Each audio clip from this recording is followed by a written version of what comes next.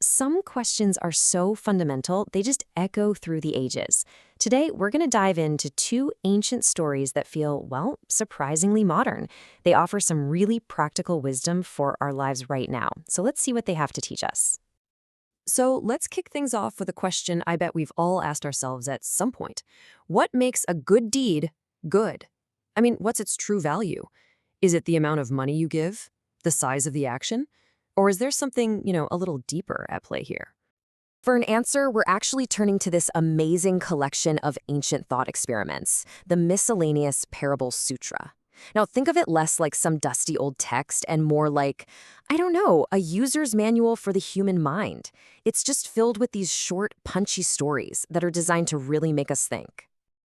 And our first story gets right to the heart of that question, exploring what really matters when it comes to being generous. Okay, so picture this. We meet an elderly woman. Her name is Along. She's a refugee, and life has just thrown everything at her. War, chaos, and she's been left completely alone. Her entire life is just begging, and she has, and I mean this quite literally, nothing to call her own. Then one day, she sees something that just hits her hard. A group of monks, they've spent all morning begging, and they've received nothing. And this just cuts her to the core. See, in a previous life, a better life, she was devout and always made sure to provide for them. But now she's trapped in poverty. That powerful urge to give is still there, but she has absolutely no way to do it. And it just leaves her completely heartbroken. So what does she do? I mean, what can she do? She makes a decision that is just staggering in its commitment. She goes to the wife of a wealthy man and offers to sell herself into servitude for the rest of her life, just to get a few coins. And it's all for one single purpose, to prepare a meal for those monks. Well, the wealthy man's wife is so moved by her story, she just gives her the money, no strings attached. So Along takes this tiny sum of money, which is her entire worldly wealth, remember, and she prepares this simple meal for 60 monks. The thing to understand here is that this offering, it wasn't just about the food. It was an act of pure, 100% unadulterated sincerity. And this is where the story takes a wild turn. The monks are so completely overwhelmed by the purity of her faith that they achieve enlightenment, right then and there. This collective spiritual breakthrough is so massive that it literally sends a tremor through the entire kingdom. It's a vibration so strong that even the king feels it in his palace. So, the takeaway here is crystal clear. The true measure of a gift isn't its price tag, right? It's the purity of the intention behind it.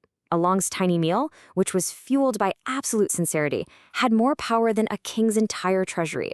It just proves that sometimes the why you do something matters infinitely more than the what. Okay, so let's switch gears to our second story. Because if the first parable was all about the power of having the right intention, this one is about the absolute necessity of having clear perception. You need both. This one starts out simply enough. You've got a newly married couple, they're super in love, and they decide they want to share some wine from this large urn they have.